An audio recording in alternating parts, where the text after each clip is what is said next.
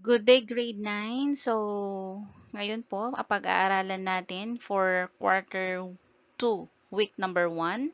Ang lesson title po natin ngayon is all about illustrating and translating variations. Ang quarter 2 kasi po natin, it is all about direct, inverse, joint, and combined variations. So, here are the MELCs. Kaya kailangan po nating pag-aralan, number 17 and number 18. Number 17, it illustrates situations that involve the following variations. First, the direct variation. Second, inverse. Third, joint. And fourth is combined. And MELC number 18, it translates into variation statement a relationship between two quantities given by A, the table of values. Next, it is a mathematical equation and graph and vice versa.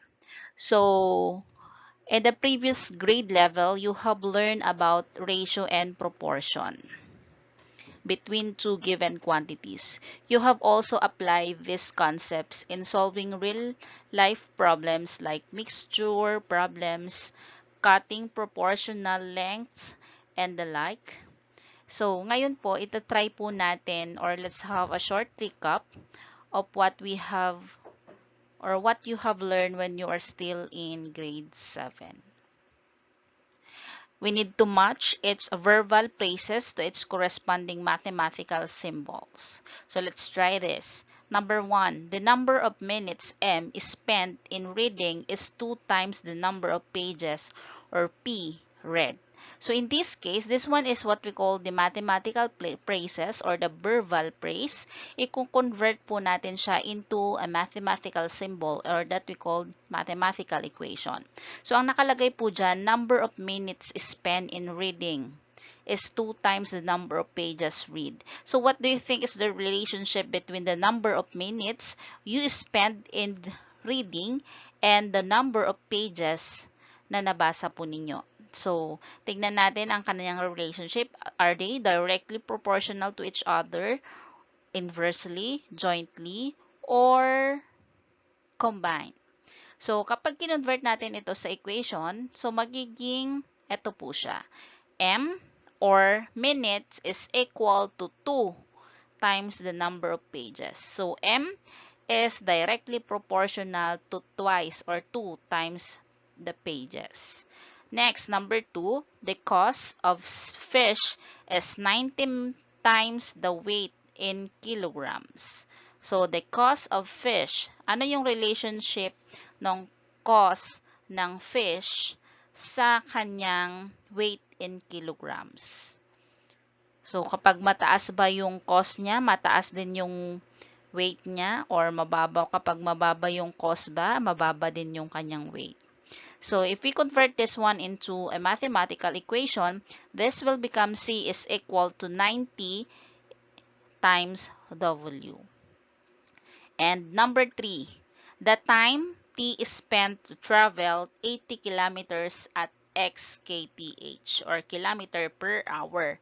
So, what do you think is the relationship between the time you spent in traveling and the kilometer per hour? So, pag kinonvert po natin to, this will become mathematical equation. T is equal to 80 kilometer divided by h. They are inversely proportional. Kasi syempre, pag mabagal yung takbo mo, yung oras mo, sobrang tagal. Okay?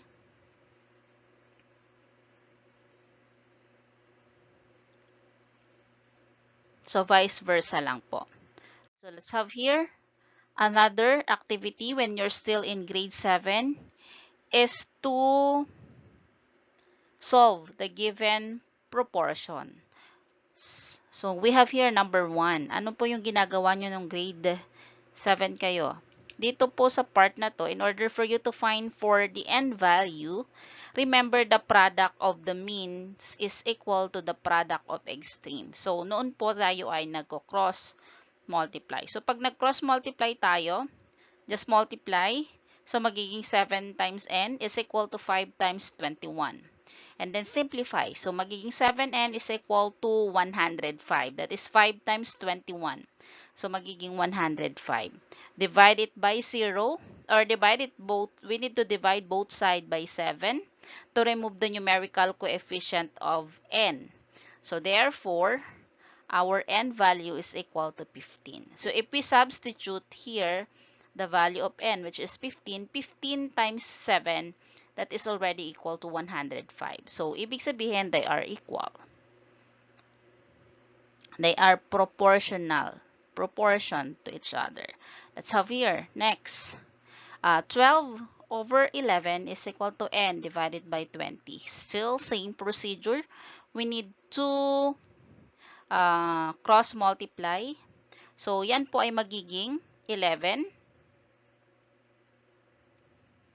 So, yan po ay magiging 11n is equal now to 12 times 22. What is 12 times 22? That is equal to 264. So, 264. 64. So, in order for us to remove the numerical coefficient of n, we need to divide both sides by 11. Divide both sides by 11.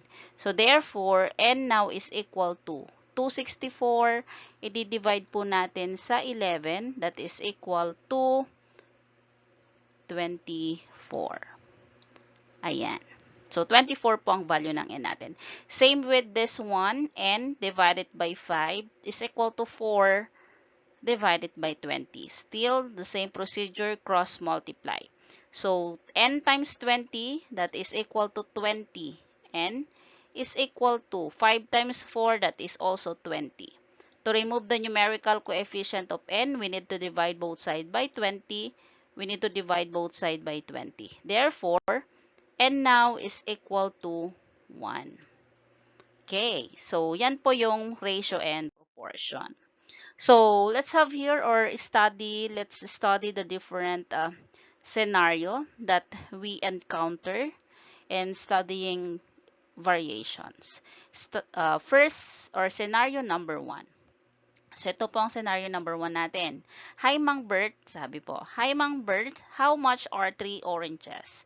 I want to buy 5 oranges. And I need 10. Sabi niya, gusto ko bumili ng 5. Gusto ko ding bumili ng 10. Sabi ni Mang Bert, okay. For 3 oranges, you will pay 45 pesos. Kapag bibili siya ng 3, ang payment niya is 45. Pag bibili siya ng 5, ang payment niya is 75. Pag bibili siya ng 10, ang payment niya is 150.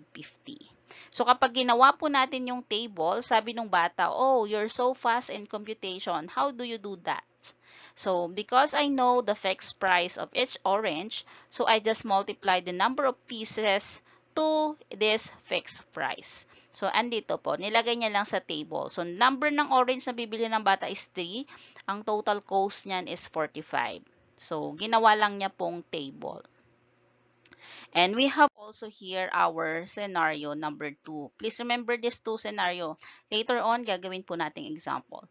Good morning, class. I have here a rectangle with these dimensions. What is the area of this rectangle? So, having a rectangle which width is 4 and the length is 15. So, nakalagay po dito, we need to multiply the length and the width to get the area. So, very good. Now, I would like you to give other values for length and width having the same area, which is 60. So, ang magiging constant natin dito is 60. So, what do you think are the possible factors of 60? Yun po yung magiging length. And at the same time, yun po yung magiging width. So, dapat po ito ay baliktad. This one should be the width. And this one should be the length. Yan. Here, baliktad din. This one is the width and this one is the length. So, kapag kinuha natin possible factor ng area natin which is 60, pwedeng 3 ang width and ang length niya ay 20. Another one, pwedeng ang width mo ay 2 at magiging length mo ay 30. Kapag ang width mo ay 5, ang magiging length mo ay 12. So, yan po. So, mapapansin ninyo, may constant ng variation dyan. If you multiply 2 times 30, 60. 3 times 20, 60. 5 times 12, that is also 60. So, let's have now our direct. First one, direct variation, or that is what we called the direct proportion. So, in this case, class, pag sinabi po nating direct or direct proportion or direct variation, direct variation is a relationship between two quantities x and y, whereas x increases, y also increases. So, tandaan nyo po yan. So, as the value of x increases, the value of y also increase. Or as y increases, x also decrease. So, kapag nag-decrease yung y, magde-decrease din yung x. So, magkasunod lang sila. Sunod lang ang bawat isa. Pag si x nag-increase, si y mag-increase. Pag si y nag-decrease, si x magde-decrease. And the ratio between them is what we call the constant, or the same for all given values of the variable. So, if y varies directly as x, then we can say, eto po, y varies directly as x. You can read this one as y varies directly as x, or kapag kinonvert natin and we are finding for the k value, that is the constant, which is k is equal to y divided by x. So, magde-divide po tayo. And always remember, k is the constant of variation. So, we have here the different example under po ng direct variation. Here are the real life situation examples. So, the circumference C of a circle to its diameter D. So, what is the relationship between the circumference of a circle to its diameter? So, di ba? Ang formula natin, if we convert this one, ang formula natin in finding for the circumference is C is equal to pi diameter. O, yan. Yung formula natin. So, the circumference of a circle is directly proportional to its diameter. And this one is an example of a direct variation. Next is the temperature of the room with the time when air conditioning is running. So, ano naman kinalaman nito kapag yung condition ng air ay condition ng room temperature natin. So, ibig sabihin, pag kinuha po natin yan, this one is also a direct variation. The time spent in walking to the rate of which persons walk. So, ano yung kinalaman nung time spent in walking at saka yung rate of which a person walk? So, alam nyo na. This one is a direct variation. Another one is the area A of an umbrella varies directly as the square. A varies directly as the square of the radius. So, if we convert this one, A varies directly K R square. Kasi may square po doon yung radius. So, convert natin yung statement into mathematical equation. So, that will become, sabi po dito, or may tanong po dito, how is the area of the umbrella change? So, kapag po nag-change, if the radius of the umbrella is threefold, so ano mangyayari sa area natin? Ibig sabihin, yung area ng umbrella will be 9 times its original area. Bakit 9 times? Siyempre, ayan, 3 times 3, kasi 3 daw po ang kanyang or ang nabigay po. So, ibig sabihin, magiging 9 times. Kasi nakalagay dyan threefold. Okay? Then, next example ng direct variation, number of tickets sold and the amount of money raised. So, as the number of ticket increases, so ito po, the number of money raised also increase. Kapag konti lang din yung ticket na na-sold out, syempre, konti rin yung money na raise. So, yun po ang ibig sabihin ng direct variation. So, ito po yung problem natin kanina or paano po siya i-graph. So, tignan natin. In this case,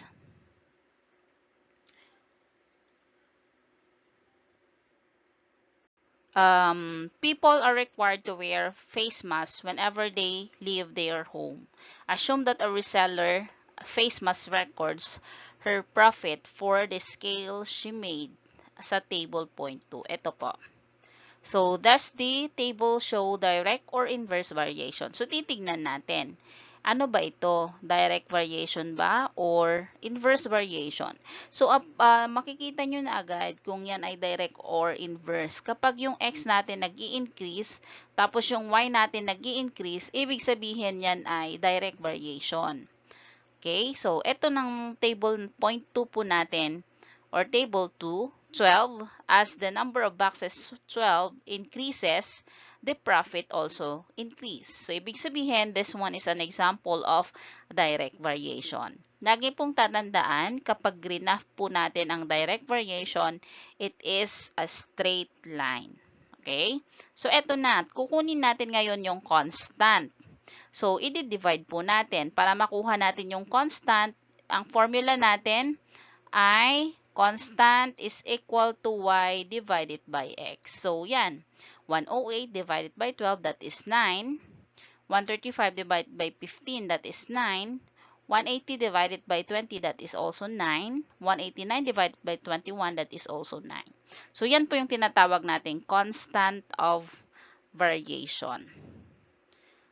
Okay, so using the constant of variation k in our table, we can generate a mathematical equation for direct variation, which is y is directly proportional to x, where y is the profit and x is the number of boxes sold, and k is the constant of variation. So the mathematical equation is obtained by substituting the computed constant of variation, which is k is equal to 9. So, kung makukuha natin yung equation, palitan lang natin yung k. So, therefore, y varies directly as x, and it gives you an equation which is y is equal to 9 times x. Or y is varies directly as 9 times x. Ito na po yung constant natin. Change ko lang po yung k. Ayan. So, the variation statement for this example, anong variation statement natin? Y varies directly as X. So, yan po. How about this one, yung tinatawag po nating inverse variation? So, pag sinabi nating inverse variation, it involves a relation of two quantities. Involves pa rin ang relation ng dalawang quantities, pero po may pagkakaiba. Yung kanina, yung direct, as the value of x increases, mag-increase din yung isa. Dito naman, x and y wherein as x increases, yung isa naman ay magde-decrease. So, yun po ang inverse variation. And their constant remain or their product remain constant. Pag kinuha naman natin yung constant, magmo-multiply lang tayo. Product. Kanina yung sa direct division ang ginawa po natin. So, if y varies inversely as x, this one is this statement. Iko-convert po natin yan into mathematical equation, or ito y is inversely proportional to x. Then, the equation will be y is inversely proportional to x. Y is equal to k divided by x. Or, if you are finding for the k value or the constant, that will become k is equal to the product of the two. X times y, where k is the constant of variation or constant of what we called relationship. So, yan pa ang definition ng inverse variation. So, let's have here the different example or real-life problems involving inverse variation. A constant temperature, the volume V of a gas varies inversely to the pressure P. So, what happened to the volume when the pressure increases? So, ano daw mangyayari? So, since the volume varies inversely with the pressure, then the volume decreases as the pressure increases. So, ibig sabihin, kapag nag-increase po yung pressure, magdi-decrease po yung volume. So, pag kinonvert natin to sa equation, magiging ang volume is equal now to inversely proportional sa kanyang pressure. Ayan. So, as the pressure increases, the volume decrease. Yan po. Next, the number of hours to finish a job to the number of men working. So, isipin ninyo kung maraming nagtatrabaho, yung oras nila sa pagtatrabaho, anong mangyayari? Yun po yung inverse variation. Okay? So, as the number of, tandaan po, since the relationship between the number of men and the number of hours is inverse, the number of hours to finish the job will decrease. Okay. So, magde-decrease. Kung yung number ng tao ay madami, iiksi yung time ng tao para sa work. Then next, the number of tiles needed to cover a particular area to the size of each tile. So, alam nyo naman na yan. The number of tiles needed to cover a particular area of a size of each tile. So, anong yung relationship nung tile at saka nung size nung paggagawaan? So, another, number 4, people sharing a pizza and the size of each slice. So, syempre, pag, for example, sa bahay nyo na lang mismo, isipin niyo kung madami kayong magkakapatid, tapos paghati-hatian nyo yung pizza, mas konti yung makukuha ninyo. Pero pag dalawa lang kayong magkapatid, hinatin nyo yung pizza, syempre, malalaki yung hati. So, as the value of, as the size of family or people involved in sharing a pizza, may relationship siya sa size. So, kapag maraming tao, syempre, kukunti yung magiging share mo. Yun po. Yun ang inverse variation. So, let's have here the get together. Example, given Laila and her friends organize an overnight swimming pool get together. The total amount of 24,000 was allotted to the resort reservation and car rental, which would be divided in proportion to the number of attendees. So, Laila noted some possible amount of contribution in proportion to the number of attendees. So, ito po sa table 5. Possible amount of contribution. Number of attendees, amount of contribution per attendees in peso. So, kapag daw 8 attendees, ang payment nila each, or ang contribution nila each is 3,000 pesos. Kapag 10 po ang sumama, attendees, 24 or 2,400. Pag 12, 2,000. Kapag 15 ang attendees, 1,600. Kapag 24 ang sumama, 1,000 na lang. So, ano yung mapapansin ninyo? Ito po, as the number of attendees increases, yung amount of contribution per attendees decrease. So, nagde-decrease siya. Ayan, nagde-decrease po siya. Ito naman po, nag-i-increase. Okay? So, ibig sabihin, magkasalungat sila. So, ibig sabihin, what is the constant of variation? So, alam nyo na kung ano yung constant ng variation. Paano kunin? Just multiply. So, ibig sabihin, 8 times 3,000, 10 times 2,400, that is, K natin ay 24,000 pesos. Make a mathematical equation. So, gawa tayo ng equation based dito sa table natin. So, paano po? So, ang gagawin nyo lang is y is equal to 24,000 divided by x, or ito po ay galing sa equation na y is equal to k divided by x. Pero ngayon yung k, sinubstitute ko na po. So, next, write the relationship in a sentence. So, ano yung relationship nila? The more attendees to come, the less contribution to share. Ganun pong paggawa ng relationship nung dalawa. Ito, anong relationship nung attendees or number ng attendees at saka yung amount of contribution. So, pag madaming attendees, less ang contribution to share. What type of variation does the table represent? So, ano po ito? Direct, inverse, joint, or combined? So, as the value of x increases, the value of y decreases. So, ibig sabihin, this one is an example of an inverse variation.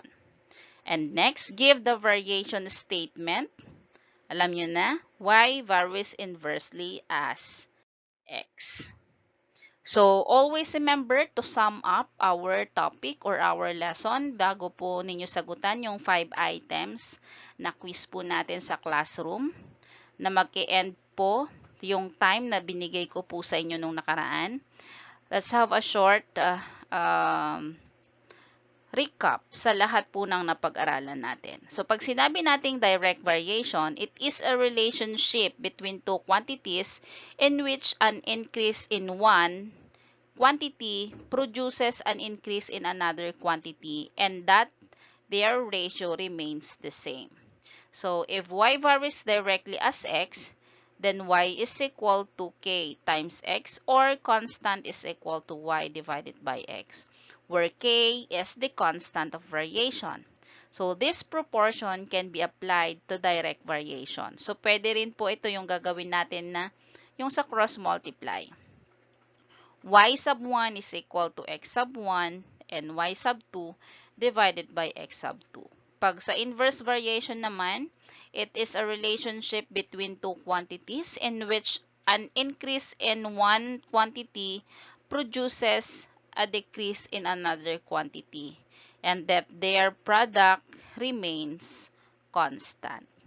So if y varies inversely as x, then y is equal to k all over x. Or k is equal to the product or the constant is equal to the product of the two quantities, x times y. Where k is the constant of variation and this proportion can be applied to inverse variation. Ito naman po, pwede. So x sub 1 times mo naman sa y sub 1 is equal to x sub 2 ita times mo sa y sub 2. And then next, tandaan po, to check if the table of values represent a direct or an inverse variation, you need to follow the following steps. So first, you need to check the trend of the values, x and y. Check nyo na agad. Tignan ninyo, nag-increase yung isa, nag-decrease ba yung isa, or parehas silang nag-i-increase. If the value of x and y have the same trend, example, as the value of x increases, the value of y also increases. And as the values of x decrease, the value of y also decrease. Then this table, it represents a direct variation. So if the value of x and y go on opposite trends, magkaiba sila. Example, as the values of x increases, the value of y decrease. And vice versa, then the table represents an inverse variation. And then next, we need to determine if there is a constant of variation. Hanapin ninyo kung may constant of variation. A direct variation follows the formula constant is equal to y divided by x to solve for the constant of variation. So while the inverse variation, it follows the formula k is equal to the product of the two quantity, which is x times y, to solve for the constant of variation. So katulad nung sinabi ko kanina, yung doon sa dalawang problem po natin, kung makikita ninyo, yung dalawang problem natin kanina, yung unang scenario natin, the total cost paid is related to the number of oranges both. So in this relation, as illustrated in the table, as the number of orange both increases, the total cost paid also increases. It is based on the fixed price per orange. And the relationship between the number of orange both and the total cost paid is what we call the direct variation.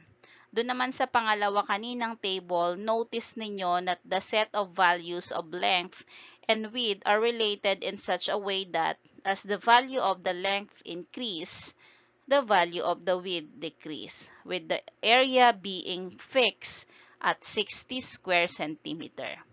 This type of relationship of two quantities or two set of values with fixed value of one variable is what we call an inverse variation.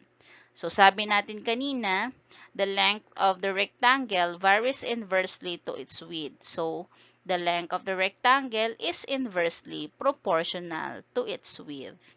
So that's it. Good day and